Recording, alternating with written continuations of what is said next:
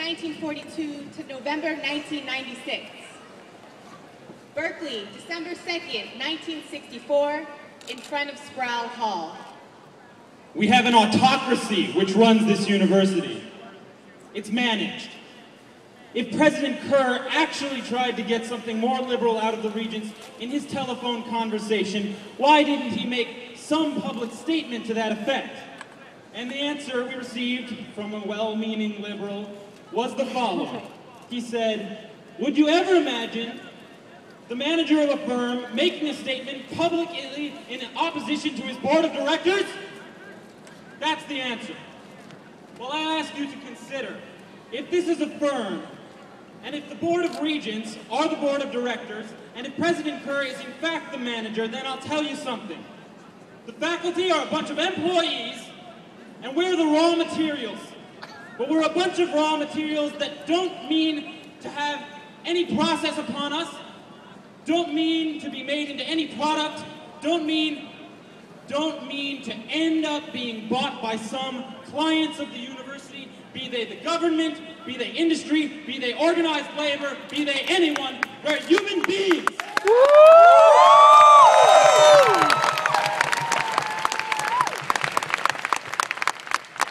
There's a time when the operation of the machine becomes so odious, makes you so sick at heart, that you can't take part.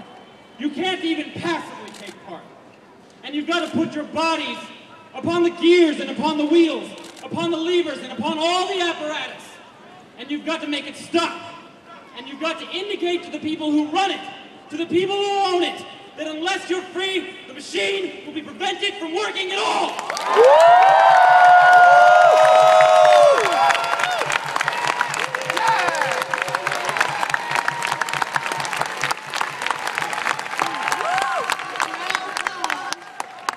Sproul Hall, December 9th, 1964. We're asking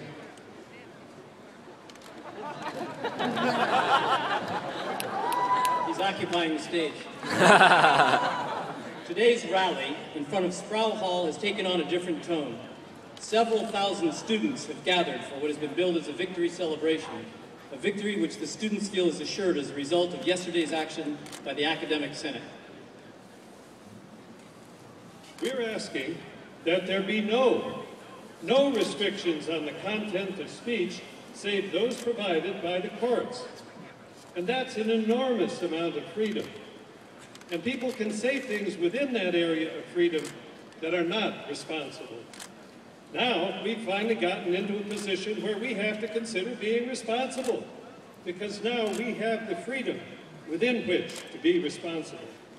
And I'd like to say, at this time, I'm confident that the students and the faculty of the University of California will exercise their freedom with the same responsibility they've shown in winning their freedom.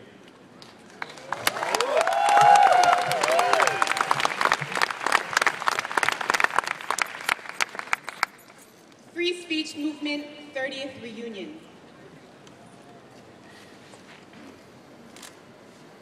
I had a very bad stammer. The worst stammer I've ever encountered in anyone. I stammered for years, very, very badly, right up through high school.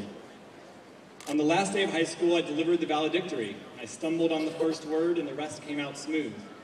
And then thereafter, over the period of a couple of years, the stammer gradually disappeared. So for me, in addition to its political meaning and its, moral and philosophical meaning, the free speech movement was a pun. My free speech movement, a freeing of the movement of my speech movement. And so I was also very much deeply, viscerally involved in the idea of free speech. I have to say, for me, the deepest free speech quote is what is attributed to Diogenes. The most beautiful thing in the world is the freedom of speech.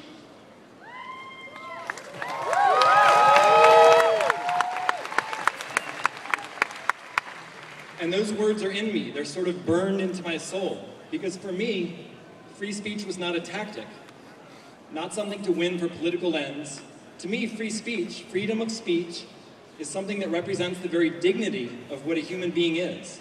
You cannot speak. I mean, that's what marks us off. That's what marks us off from the stones and the stars. You can speak freely. It's almost impossible for me to describe. It's really the thing that marks us as just below the angels. I don't want to push this beyond where it should be pushed, but I feel it.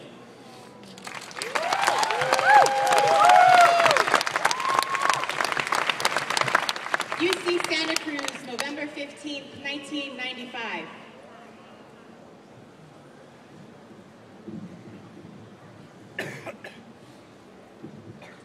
We knew people from 30 years ago when we were students, and we weren't that close to them.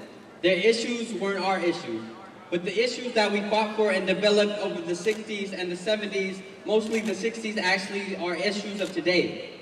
We actually are closer to students today. The agenda, the national agenda, is the agenda that we created. What is that agenda? Okay, you can put it in the simple version.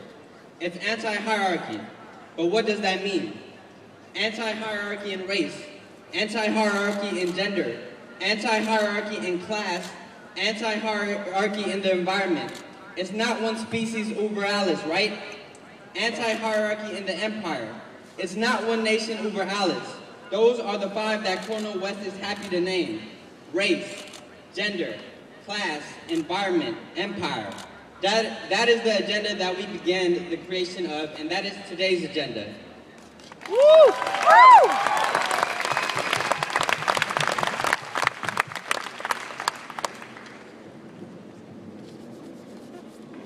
I believe people have a desire. I think there's actually a desire for solidarity, for seeing things from the other person's point of view. And I've seen it many times. Trade unionists who are very, very hard-bidden. And well, that's a good contract. But down on the picket line, the enthusiasm on the line is tremendous. Where does that come from? It's because they're doing something together. It's not just against the bosses, it's with your brothers, it's with your sisters.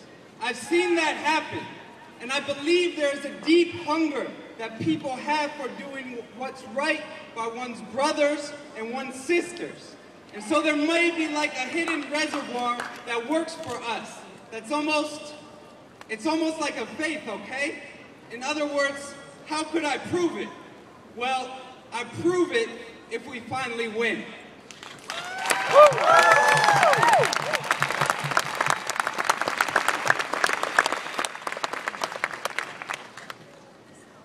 This has been a season of amazing synchronicity. I like round numbers, so the fact that this year was the 15th anniversary of Mario's death and the 15th memorial lecture made it particularly significant to me. And now there are all the events of November 9th, beginning with the Great March and ending with the terrible attacks by the police. But that's led to us being out here. It's too uncomfortable to do it all the time, but it's worth it this year. When I was preparing the little docudrama you just saw, I noticed that last talk by Mario at Santa Cruz was delivered exactly on today's date, 1 year prior to his death. And that was great because it ends in such a wonderful way. I believe there is a deep hunger that people have for doing right by one's brothers and one's sisters.